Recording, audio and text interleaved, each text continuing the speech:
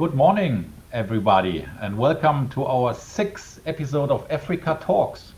My IJP colleague Eka and I, we really welcome you for this edition. Africa Talk is designed as a digital platform for exchange of African and European topics, exchange of knowledge and ideas between journalists and experts from civil society from both continents. We want to learn, engage, and discuss about what are the impacts and consequences of the COVID-19 pandemic. I'm Marco Vollmer. I'm a member of the board of International Journalist Programs, IJP, and I would like to introduce to you my colleague Eka Neumann. Oh, good morning. My name is Eka Neumann.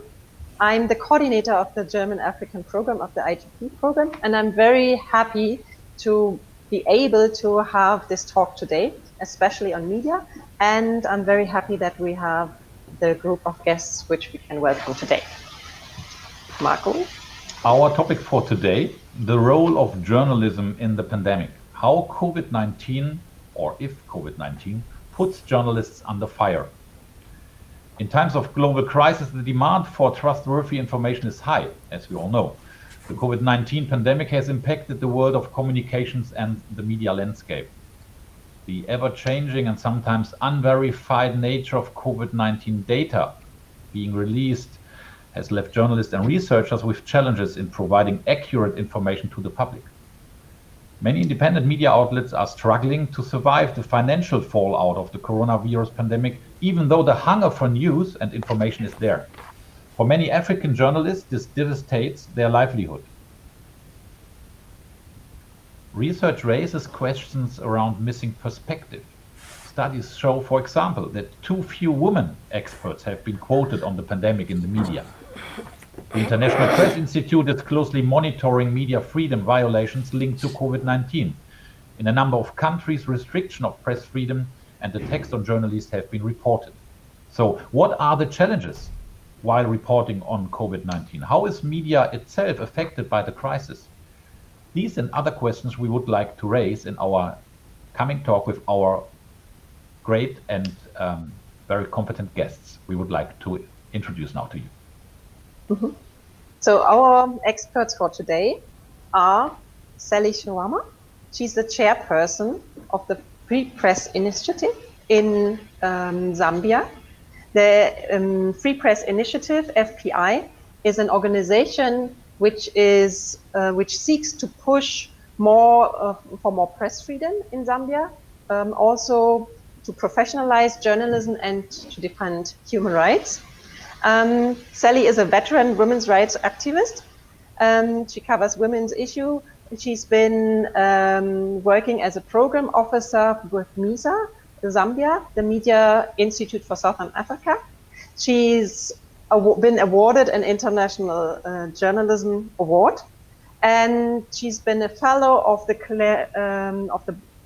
Kelly Blair Foundation, and she's been in journalism for the last 25 years. So we were very happy to welcome you here, Sally. I'm very happy. And, yeah. Welcome to that talk. I'm very happy that Kai Feldhaus is in that talk also. He's chief reporter at Bild, the #1 tabloid in Germany, so to say. He studied English and sports in Essen and Cape Town. He was editor in the international news department of Bild, and he took, I think it was 2006, Kai took part in the IJP program as a fellow. And spent time at the Daily Voice in Cape Town.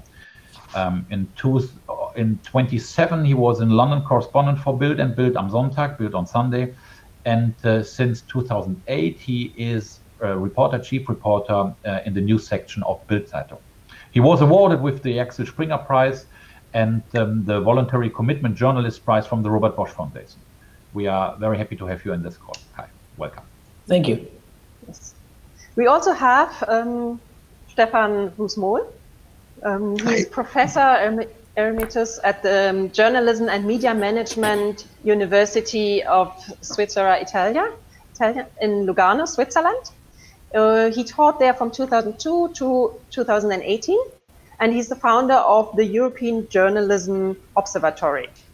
From 1985 to 2001, he was journalism professor at the Free University in Berlin, and he's got a background in social and administrative science, where he studied at the University of Munich, Constance, and Princeton.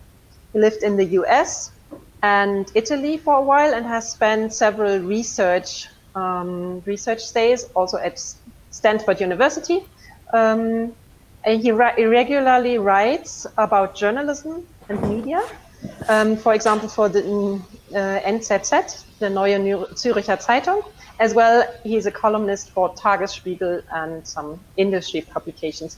I think it was last week that he published his recent book, which is called Streitlust and Streitkunst, which is about arguing and debating and discussion culture, where the authors analyze topics which have attracted much public attention in the recent times and deals with the meta discourse about media and journalism itself. So I'm sure we hear more about this later as well.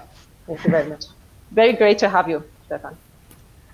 And last but not least, we are very proud to have Meera Selva on our call. She is director for the Journalist Fellow Program at the Reuters Institute for the Study of Journalism at Oxford University, UK.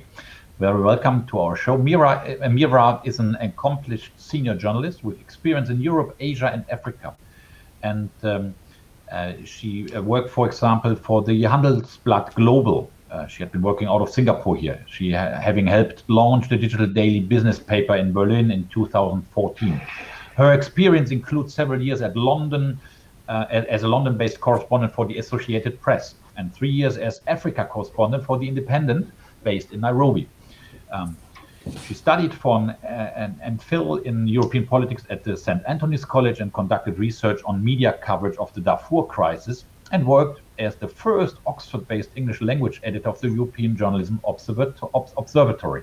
We just heard about it also. So Meera, very welcome on the show. Happy to have you here. Thank you very much. So before we start with Sally's input, we would like to introduce to you Wiebke Koch, who is our graphic recorder. And Wiebke is going to hear and but hear and understand what we are doing. Wiebke, explain it with your own words. That's much better. Hello, Wiebke. Oh, Wiebke, unfortunately, we can't hear you. We can't hear you. Wiebke, are you on mute? We can't hear you. Can you hear me now? Yeah, yes. Perfect. Yes. Okay, yes, beautiful. So I have prepared this little template and I will do something like a visual harvest. So I will listen and make sure that the main points and key messages of your discussion and inputs are recorded and documented properly. Okay, thank Great. you. So furthermore, I will like to invite all of our participants to contribute to our discussion. So we are more welcome to enrich our discussion. Please ask questions via the Zoom or the Facebook or the YouTube, and leave your comments. And now it's time for Sally. Please, the next 5 minutes are yours. We are very curious to hear from you. Okay. Thank you so much. I'm humbled to be amongst this distinguished panel. So maybe I can start with saying, most lay people, including journalists, have very limited knowledge about infectious diseases, including the spread, how long it takes before the infection and causes and symptoms. So for journalists, in terms of the COVID-19, it came as a very, very new phenomenon, I think even for most journalists in the world. And for Zambian journalists particularly, this was very new. Sometimes we do get a few trainings here and there in terms of how to report on issues of health. But COVID-19 came as a very new phenomenon. Most people didn't know, especially journalists, Most people didn't know how to go about it. They didn't know whether it had an incubation period. They didn't know how long it would take, whether it was okay to go and visit, and you know. So when we started, it was really the Ministry of Health that actually pushed the agenda on how to handle issues of the COVID-19. The Ministry of Health worked very, very closely with the media in Zambia, and you know, every time they would call them, even, you know, like every day they would have, in fact, they still have the briefings for every day. But before that, they would have like a prior briefing to tell them this is what is happening. This is the incubation period. This is how infectious it is. This is how you have to protect yourself, even as the media people. So it was very difficult because nobody really knew how to go about it. If I just stand next to my friend during a press briefing, am I going to be infected and things like that? So it was something that, you know, we all had to learn as the media in Zambia. And also further, this made it very difficult for journalists who are covering, you know, the outbreak to characterize the health, you know, issues, the health threat of it. Who is affected, how things will unfold in the days or weeks to come, you know, the complexity of it all, the uncertainty of the disease. So it was very, very difficult for the media. But in all that, you know, I think we've done quite a great job here in Zambia. I think the media did very well. Like I said, the agenda was being pushed mainly by government through the Ministry of Health. And I think they did a great job in trying to push this agenda, trying to get information to the people out there. You know, most people who, and at the time we had sort of a mini lockdown, it was very difficult for people to know. And oftentimes during these briefings, you know, people were glued either to the television or to the radio station or even on Facebook through social media and things like that. People were glued because they wanted to know, you know, at the time that we had 2-3 cases, when we got to 10, when we got to 20, it was very difficult for people, and especially that, you know, the media were not going to the actual people who are infected, but would get the information from the ministry. So some people, in fact, even some journalists, actually, I remember at one point where they wanted to find out, then how do we really know what a patient of COVID looks like? How do we report if we do not have like a face-to-face with this kind of people? But like I said, the Ministry of Health were very, very clear on this, you know, very emphatic on this, on how to handle the COVID-19. And I think all these anxieties came because it was a new phenomenon which we didn't know. This is an infectious disease. So people didn't really know. The media didn't really know. But eventually, I think they did very well. And furthermore, my organization, as the time went on, my organization, the Free Press Initiative, we managed to do a research on how COVID impacts the media in Zambia, you know, and it was very challenging. A couple of about 40 media organizations actually were tested. You know, we did a survey, we sent a research paper, we sent the survey questions to about 40 media organizations, and some of the findings were quite devastating, because in Zambia the media is not so big.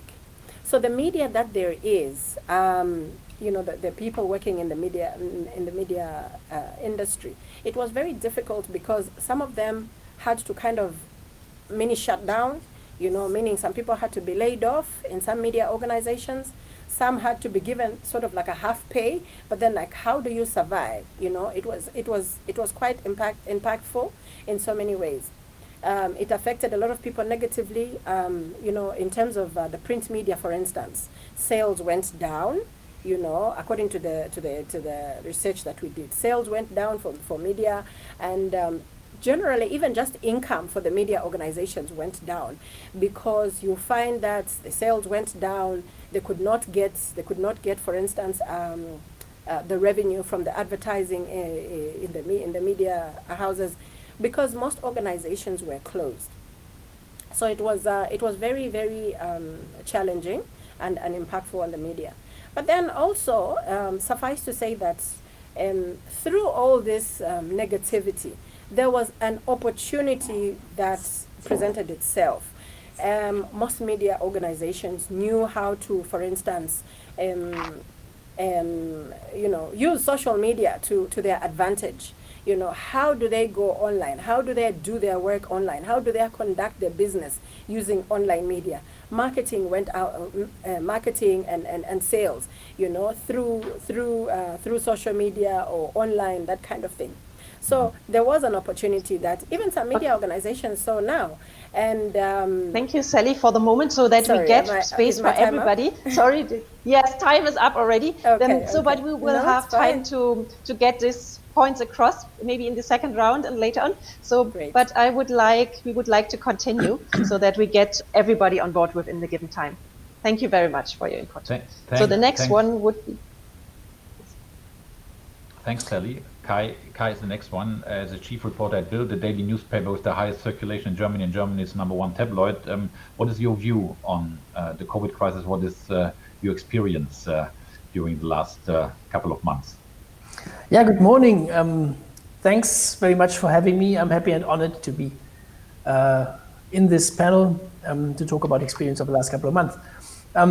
Welcome to my kitchen, where you see the leftovers of my daughter's birthday party in the background. This is the new normal, right? This is what 2020 looks like for journalists and a lot of other people. This is something we all had to get used to. We all had to learn. And I fully agree with Sally. She said earlier that even with news journalists like us covering loads and loads of different stories, being an expert in this topic today and an expert in another topic tomorrow, very few of us had an experience on infectious diseases. Myself, I've been covering numerous natural disasters around the world, like earthquakes and floods and famines. And I also came across a couple of infectious diseases, like reporting on the cholera outbreak in Haiti. But there is an enormous difference if you go to places and report on what happens there and report it back, because then you have a major focus on the people, and you do not focus too much on the disease itself, because it would be too difficult to explain, and maybe nobody really would be interested in how does cholera spread, how does it influence the people's lives, and how infectious is it. The difference to 2020 and to COVID-19 is that it affects all of us, right? So how do you report on something that also affects the reporter himself? I think there was two major issues that all media companies had to deal with in this year, and they are, I would subsumize them under internal issues and external issues. Internal issues meaning, how do you react as a media house if you have an infectious disease in the country, in the city where you work from? The media house I work for is called Axel Springer, and they pretty early decided to cut down to a home office, like me sitting in my kitchen. Right now, we only have 20% of the people in the offices. The rest is working from home or working mobilely. But then again, there is areas in a news company where you cannot work from home. If you have a TV studio, you need to man the cameras. You need people in front of the cameras. If you run a paper, you need people that put the paper together, and they need to be in some sort of conference in the morning. So these were challenges that we never heard about. If there's something good in this crisis now, I would say they would never have allowed me to work from my kitchen, and because they would say it doesn't work, but it does, and it works perfectly well for me. So if there's something to learn from here, it might be that we all are very well able to work much more mobile than we thought. Then there's a psychological aspect. It's easy to report on things that don't affect you personally. It is, people sometimes ask, how difficult is it to report from disaster zones, to meet victims of earthquakes or whatever? And I would say it is challenging, but it's not my catastrophe. I haven't lost anyone. I'm not affected myself. So these are the people we should care about, not the reporter that reports, because he can go back home to his safe haven. In this case, I think there's a very strong psychological effect on everybody who's reporting, because you also have to keep in mind, you cannot go there and report and then go home, because what you report, what you experience there, you might take home and infect people. So how do you, I think Sally mentioned that as well, how to report on issues that affect everyone surrounded and that might even affect your own family or your colleagues or whoever. So this is the one big challenge. And then of course there's external challenges. How do you sell papers when no one can go out in the street and buy papers? And how do you select topics, right?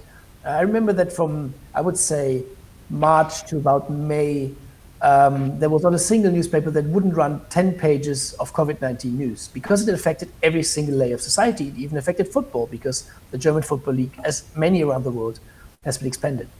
So how do you find a balance between informing but not scaring people, also presenting other news that might not be affected by COVID-19, because wherever you look, I mean, look out of the window, people in the streets are wearing masks, so you're always reminded of COVID-19. How much do you have to report, and where do you have to present the people with other things that might be important and not directly related or affected by COVID-19? So to sum it up, lots and lots of challenges none of us would have thought about in February of this year. Many challenges have been tackled quite well. Some are still unsolved. Let's see where this takes us in the next year. Thank you, Kai. What's up? Yes, perfect timing. Thank you, Kai. Now, Stefan, we've heard from Sally and Kai and their perspective from the newsroom.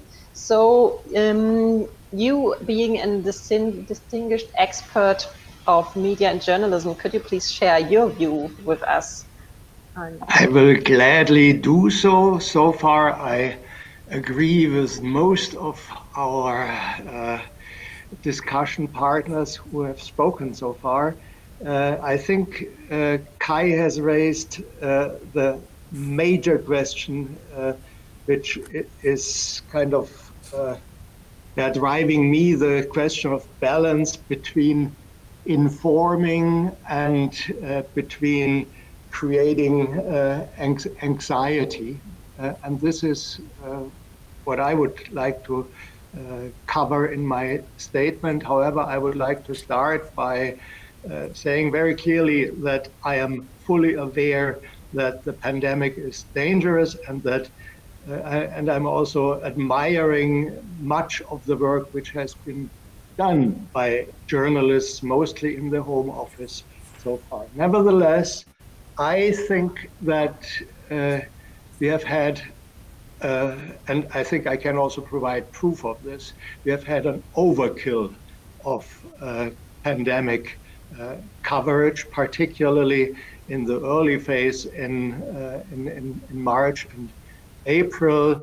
Researchers have found out that in the most important television newscasts, up to 60-70% of the news were all of a suddenly corona news, which means that the sheer quantity of coverage created a lot of anxiety among the public, likely much more anxiety than media experts, journalists who are dealing with the extraordinary things which are happening every day on the planet are aware of. This overkill of coverage has, at least in the German-speaking countries, caused also pressure on the governments, and the governments were under strong pressure to react with serious measures, which means with lockdowns, which may have been, even looking at the numbers we have by now, too tough, and which may have caused a lot of collateral damage, which we still don't know because it's likely to happen next year. The economic consequences, we also see very clearly the consequences for our cultural life.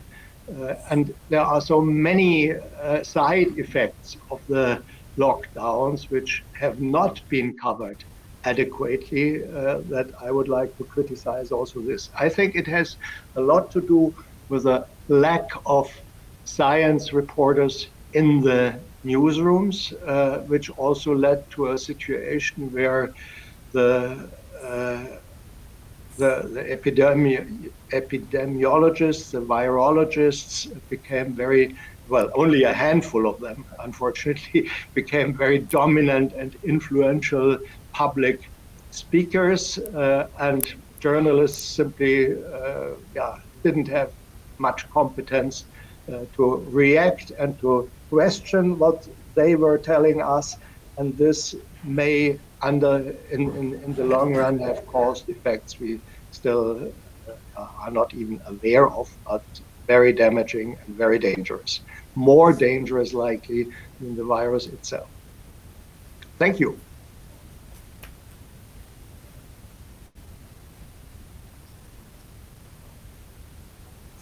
Oh, Marco, we can't hear you. Sorry, I was mute. Thank you, Stefan, and for your input on current studies. And I would give over the ball to Meera Selva. Do you agree, from the international point of view, that there is, I would put it in my words, so-called overload of COVID-19 coverage, or what would you say? What is the role of media in the pandemic from an international perspective?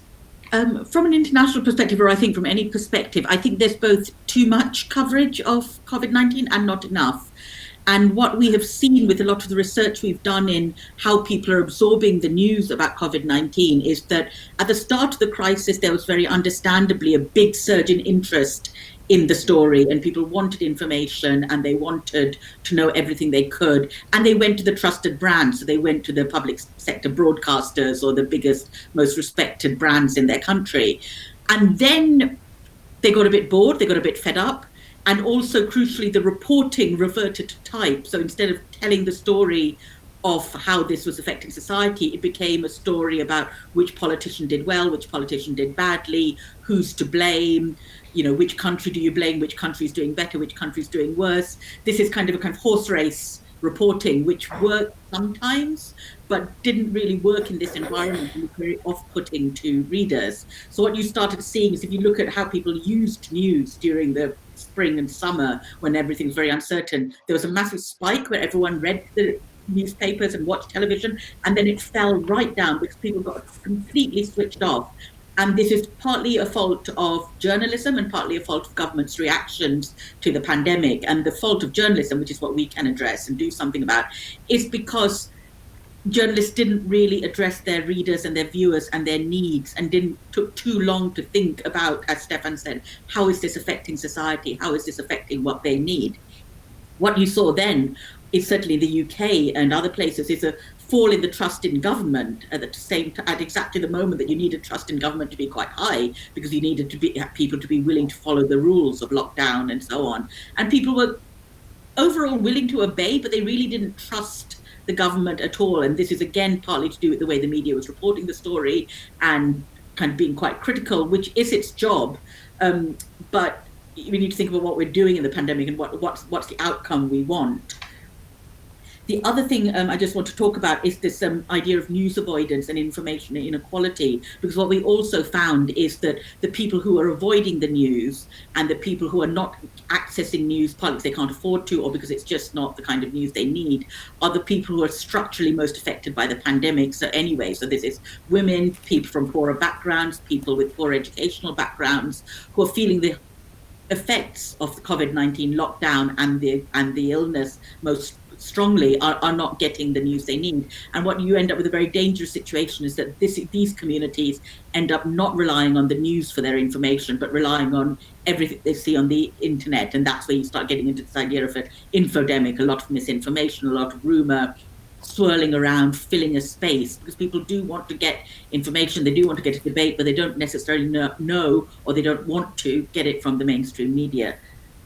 The other thing that we're finding which is really important to note here, is just how much media organizations are struggling economically. This pandemic has really hit the more commercial media outlets that are reliant on advertising. It's hard to see how they'll ever recover, because hastened a decline that was happening anyway. And this has meant that there's not been the same money for reporting, and there hasn't been the same money to keep on board health and science specialists and all the kind of reporters that you need to explain this clearly to the public. What you're also seeing is a sense of, the role of the platforms, which we can discuss in questions as well. But what is the role of Facebook, Twitter, Instagram, WhatsApp in spreading information? And again, are they being fair to all their users? Are they assuming that everybody can read the information and understand the information they see online in the same way? Are people aware that some of the things that they're reading are untrue and some things are true?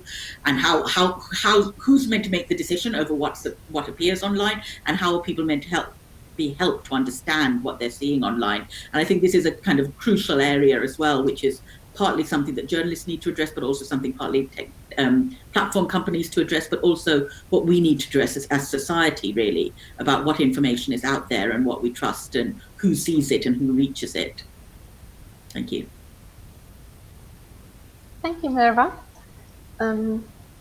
Thank you. I think I have a question, if I may. Sally, I would direct it to you first, because in our last talk, which was focused around women and gender issues, our speakers mentioned that it's been difficult to find women topics during the pandemic covered. Have you got the same experience, or would you say are topics like women's and gender issues, have they been covered enough during the pandemic? I think it was Meera who spoke a little on that, if I'm not mistaken. I actually want to agree with her. And yes, we did have a bit of a challenge in terms of sourcing women to talk about issues of the COVID pandemic, or to just get women covered, especially in terms of journalists covering women's issues, whether it was profiling or any news item on women, because the media had, in the times of COVID, actually had been saturated, maybe if I can use that word, had been kind of saturated with issues to do with COVID. But I think it was a case of, maybe getting priorities, like what's more important, because we are looking at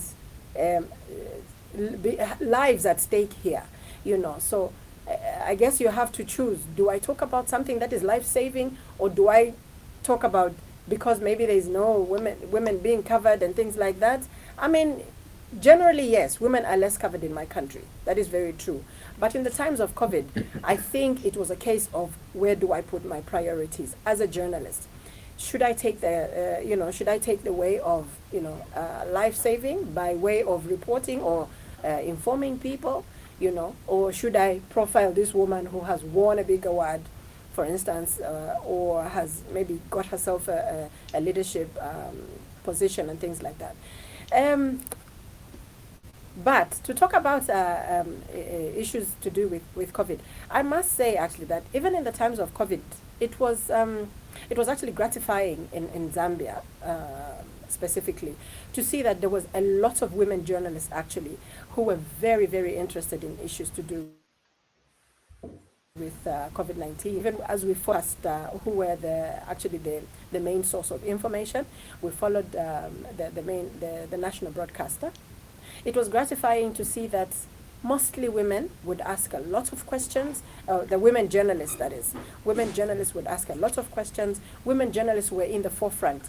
My organization, the Free Press Initiative, Zambia, is led by a lady, a woman, and we actually, did a study on how COVID has impacted the media in Zambia.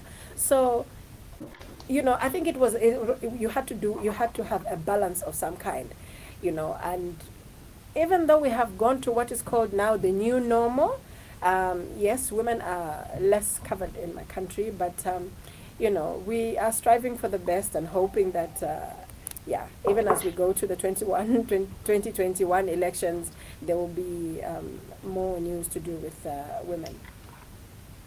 Yeah. Okay. Thank you, Meera. Thank you, Meera. I would follow of that what I have heard so far in the discussion and in your input, and I've seen two dimensions. I've primarily seen there is again a change in the role of journalists working now stronger from home or from other places and not being so directly to the point when it comes to research or other things. This is the one dimension. The other dimension is that the media as an sector, as an economy, is struggling at the moment. And I really wonder whether you would say, for example, is COVID-19 speeding up the digitalization again of media? Because when I see the figures and the numbers and see that media are struggling, there is I have questions, because as you all said, the demand for news is as high as never before. The time that people can consume news is much higher than before. And nevertheless, companies or advertisements are decreasing. So how to get out of this dilemma? I would ask Kai and Meera, first of all. I can jump in on that very quickly. We've done Thanks. research where we interviewed several organizations about how they were doing, and large commercial organizations that rely on advertising have been really badly hit. Public sector broadcasters are okay because it's not their revenue model, but also smaller digital media organizations are doing okay, actually, partly because some of their funding comes from foundations, and also because they've already worked very hard at building up this relationship of trust with their readers through membership models, subscription models. So they were able to tap into that and enhance that and kind of grow through that. So it's not doom and gloom for everybody, but it's a kind of very much the advertising model which is hit. And in terms of journalists being working from home, I think on one hand it's a problem because you don't have a community, you don't have a newsroom, you don't have the support. But on the other hand, what it does address in certain countries is the problem we've traditionally had, which is that all journalists from all around the country end up coalescing in the capital and working out of London, out of Paris, out of Milan, and trying to report on the entire country from a centralized newsroom. And what COVID-19 and this working from home has done is enabled people to stay at home. And home could be up in the north, up in the west, outside the capital. And so I hope this is something that will stay. We'll start getting journalists who stay outside the capital and manage to rise up rise up in their career and do good reporting from other places as well. Yeah, yeah, I agree with parts of that. We're coming back to your questions, Marco. Of course, it speeds up digitalization a lot. The numbers of online users have been pretty much exploding in March and April, and are still pretty high. But it's also not a secret that there's much more money in print advertising than in online advertising. So as the numbers of online users are rising, the numbers of paper sales are falling. And we can see that there is many of the people that did not buy the paper in the last 6 months do not come back. They not go back to their shop and buy the paper because they figured in the last 6 months I didn't need it that badly, so why should I go back and buy it? So this is probably one reason why many media companies that have not followed the track of digitalization are now in trouble, because there's just no advertising left and they don't have anything digital they can switch to. So that is one issue. And one other issue that Meera mentioned, I think is pretty interesting, a pretty interesting view that people do not spin up their ideas from the centralized newsrooms, but from where they are.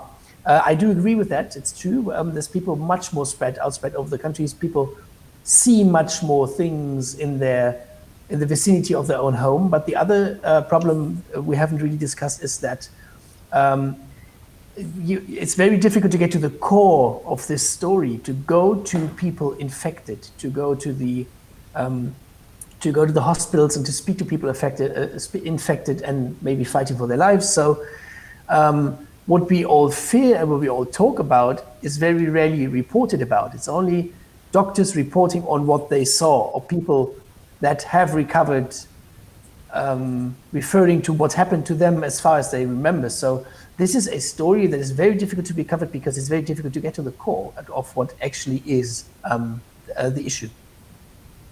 Thanks, Kai. Maybe I can add in a little on what go Kai ahead. has said. Is that okay? Yeah, please go ahead. I was just going to add in that I think it was I think a journalist or a reporter had to distinguish, between how do I convey important information without sensationalizing or causing panic amongst the people? So I think it was important to recognize that the statements and maybe actions taken by public health and government agencies, for instance, was usually, speaking for Zambia, that is, I think it was the primary source of information.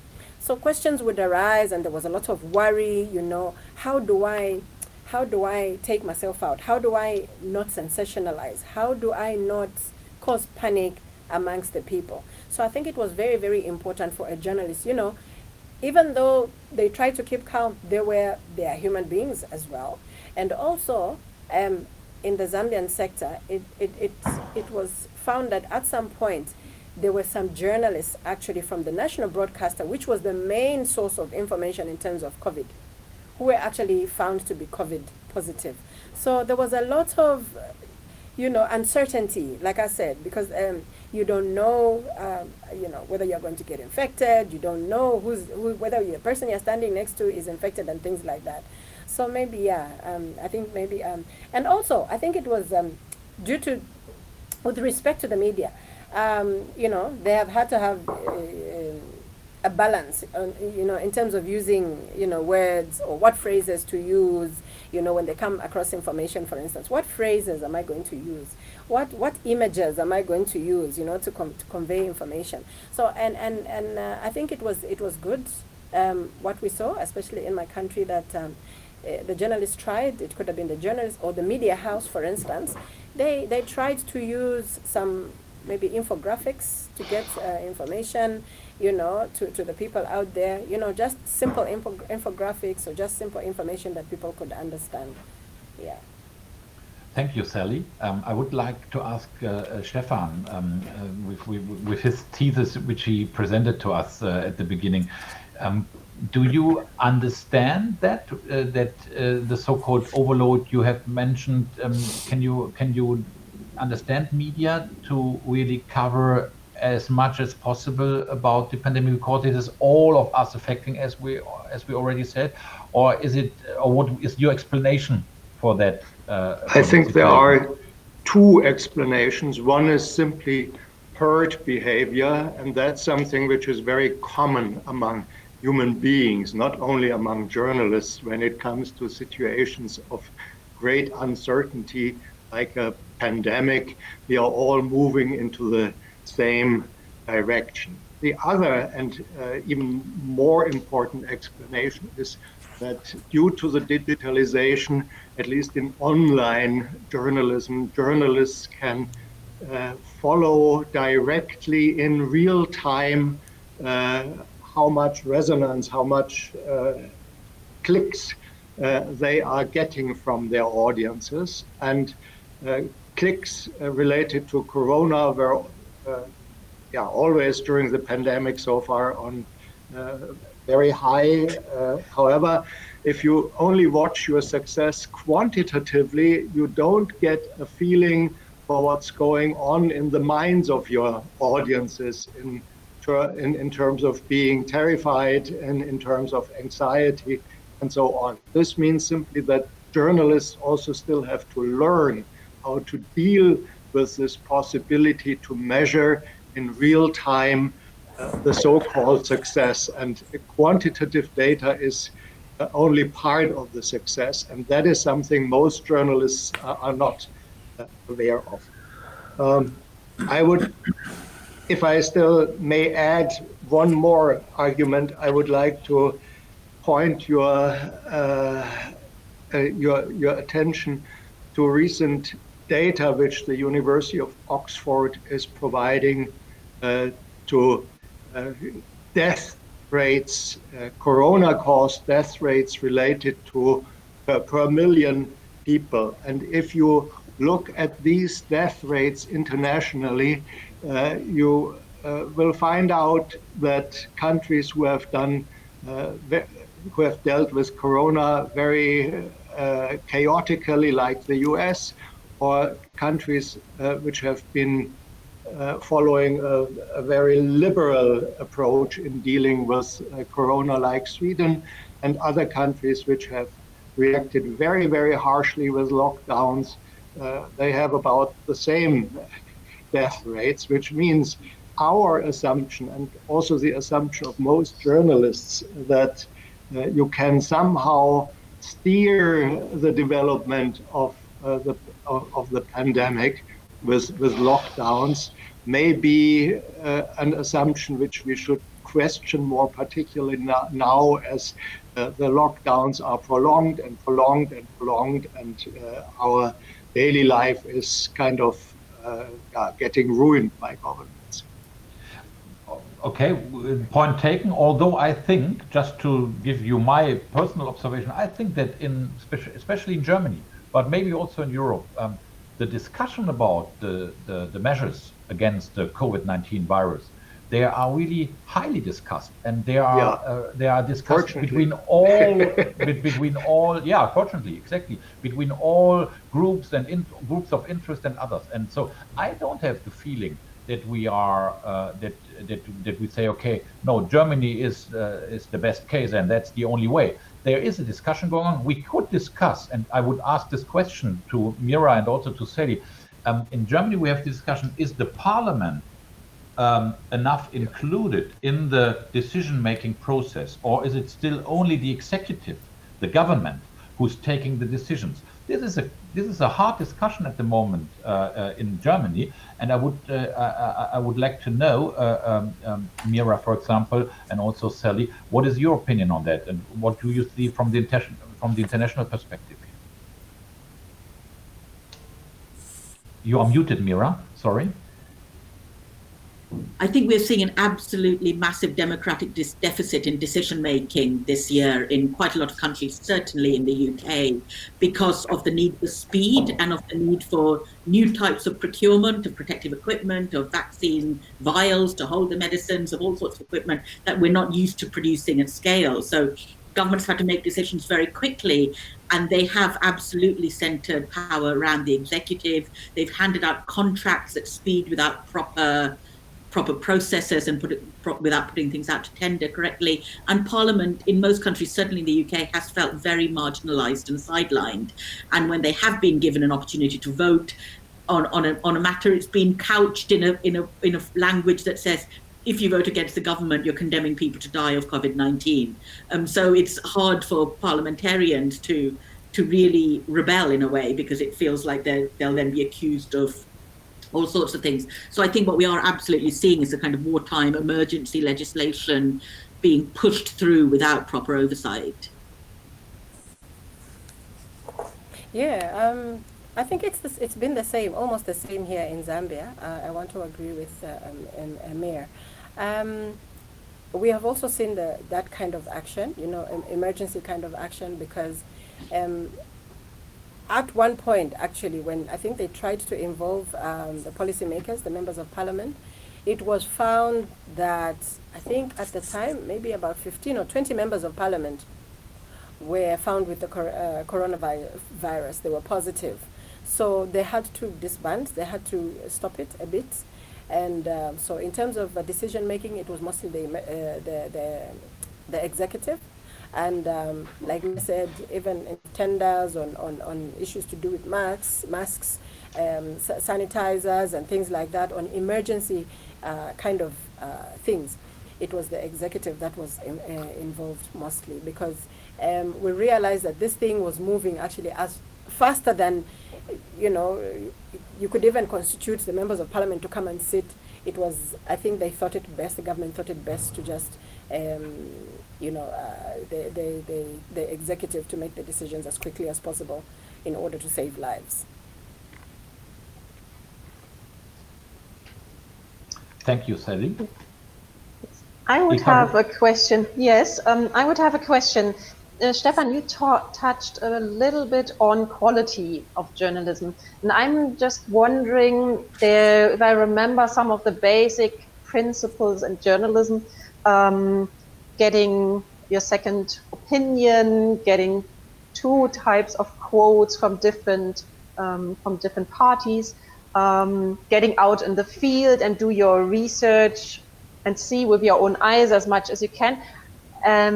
Are those things, and if there's government reports, get a second opinion, are those things still possible in times of COVID-19? Is it possible to report in that way? Maybe well, Kai, in countries with press freedom, it's of course still possible. However, you need to have resources, and this is a big problem, as we have discussed already. And I'm afraid there is also another problem. There is this shift from advertising to paywalls, and this means simply that people, users, audiences have to pay a much bigger share to provide quality journalism. And here we have also an interesting moment where the attention economy is kind of shaping behind the curtain the new journalism, simply because audiences who are willing to pay frequently expect that their own prejudices are being confirmed by the journalists, by the media which they are financing. And this creates a form of one-sided, biased journalism, which we were unfamiliar with as long as advertising was the driving financial source of good journalism. Advertisers always reached out for as many audiences, as many users, listeners, readers as possible. And now we have a different situation where also the financial situation of the media creates these kind of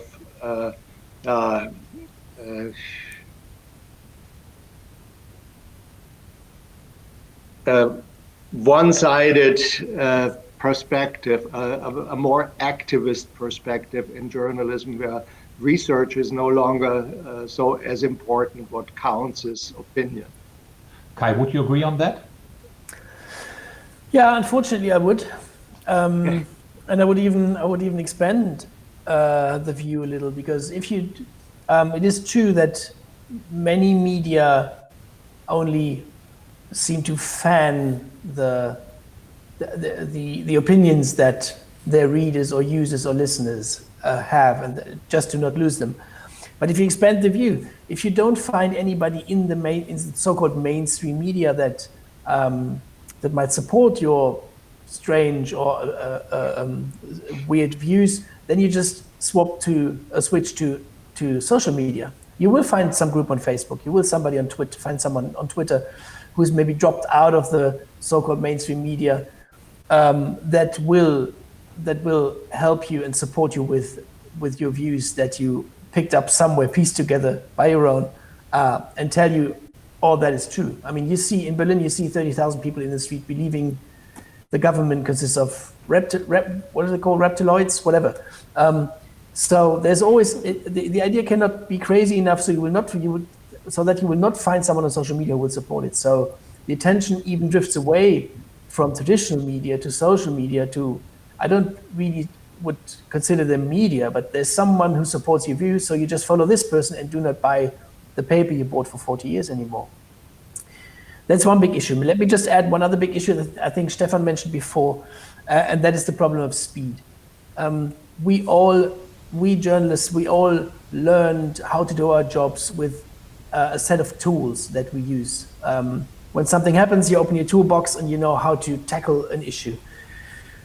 None of us ever has come across a situation like this. So I think the toolbox is just limited. The tools to try on this issue, to try on this topic are very limited, because we journalists know how to treat a politician, we know how to treat a sportsman, an actor, whatever, because you always know what they're after and they might have an agenda. But here, the people you talk to, they are scientists. They are not exactly the people that are in the public domain all the time, and they do not necessarily have to sell anything, not to sell their point of view or their career or their record or their sports club or whatever.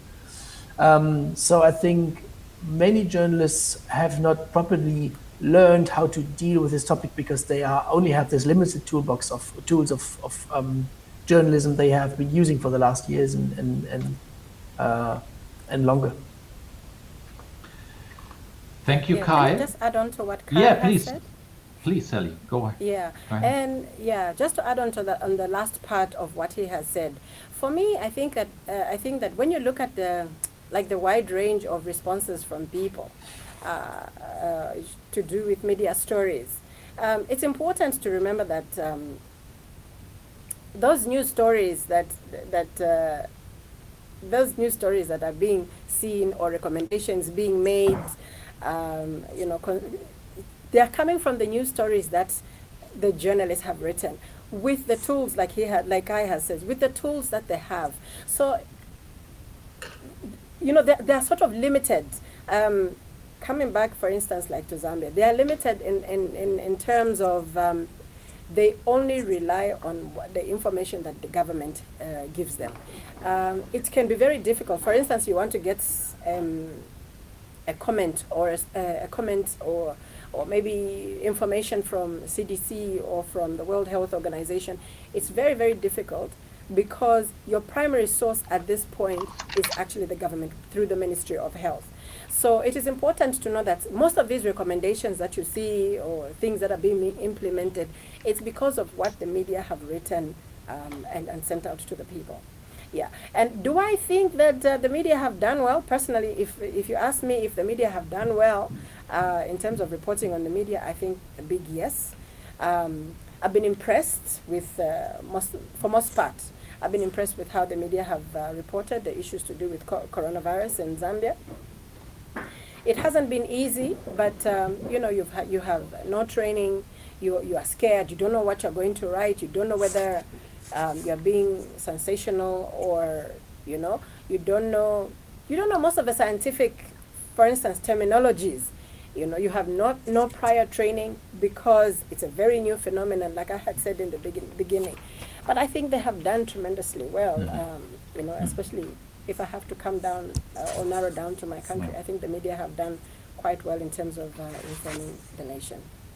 Thank you, Sally. Before we come to conclude with Wiebke, I would like to ask all of you with a very quick question and the request of a very short answer. What was the most impressive story you read in the last couple of weeks about the pandemic, about COVID-19? Could you just give us there for an example? Can I start again? Yes.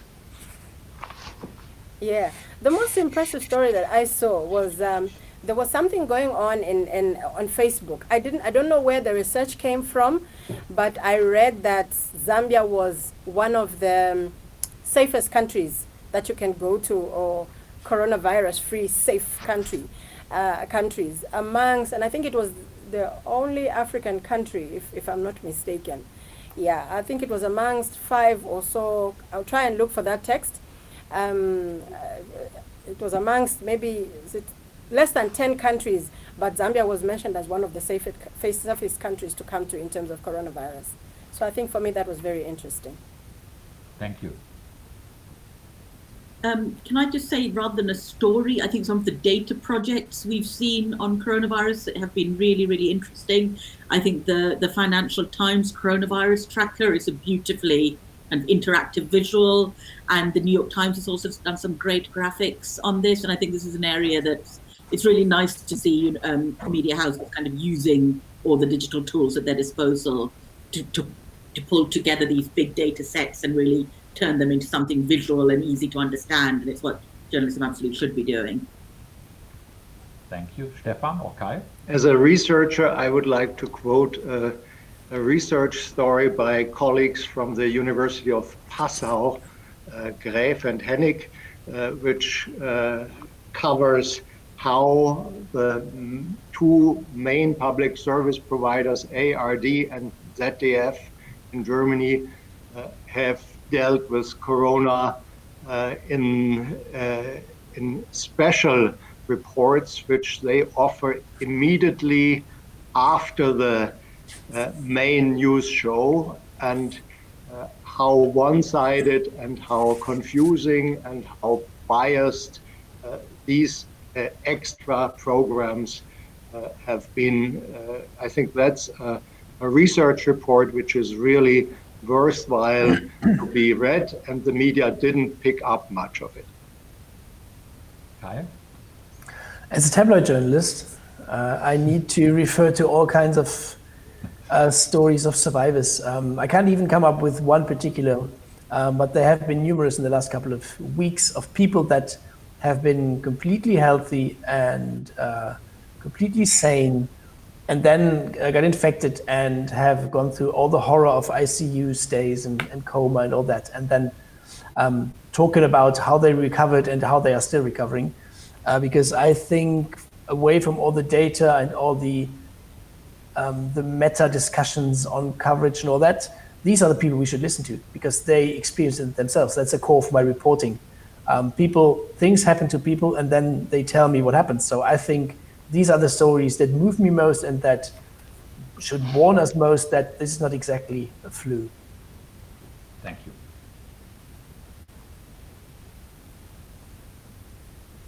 Should we have a look at Wiebke, what Wiebke done and grasped from our discussion here so far? Wiebke, could you share your screen so that we see what you've got there? There's a lot. Yes. A few things. I'm not sure if it's not being shared, is it? Oh, yeah. Yes, it is. It's shared. It's there. We see it. Okay. There's a lot. It's just a time lag, I think. Again, I mean, thanks for all the input. There was so much new stuff that I learned. I picked up on 3 main strands of information in discussion. One being the steep learning curve of every single journalist in this situation. That journalists are, of course, not experts on viruses, especially not such a new one, and had to really go through a steep learning curve. And that then secondly, this whole crisis with the lockdown and all the measures that have been taken are affecting media sales, especially in print, but also the entire model of advertising and the business models behind media are affected and probably have to be revisited. That's the second strand, and therefore there is a question of how to report on this. How do you not over sensationalize? Which images do you use? The question of the overkill of reporting on COVID-19, especially in the early days, on the one side, but also lack of scientific reporting or reporting on the side effects on the other side was quite interesting. So too much of the general picture and not enough of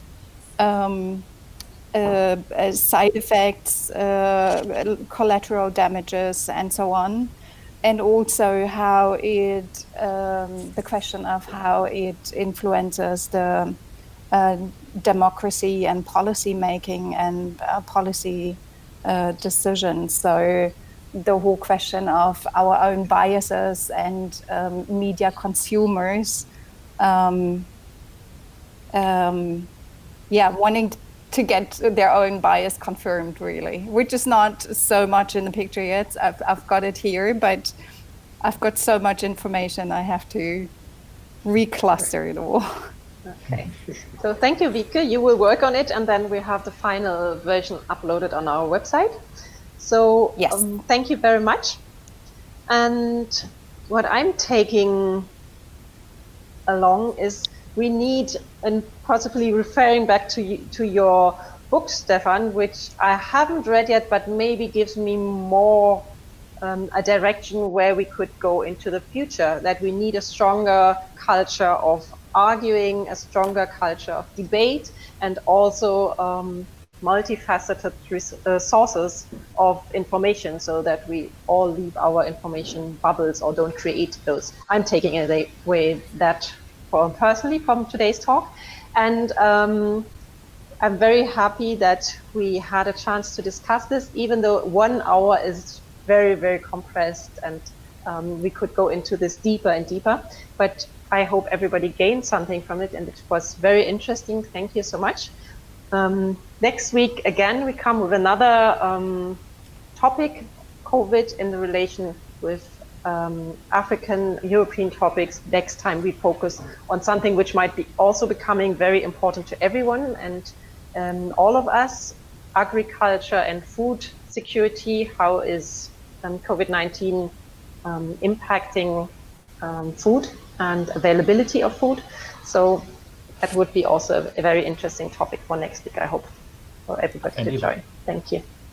Yeah, and if I may add, one learning I have here was like it needs more of these formats of Africa Talks, or let it put in another way, Asia Talks, American Talks, whatever. And IJP, I think, could be a part and a player to provide such a platform as we try to do so. So also from my side, thank you very much to all of our panelists.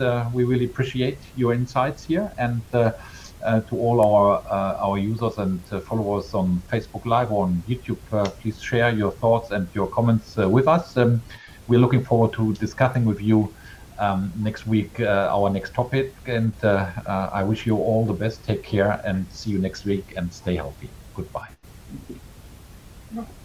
Bye-bye. Thank you very much for having us. Bye. Thank you very much. Thank you. Bye-bye. Thanks. Nice meeting you all.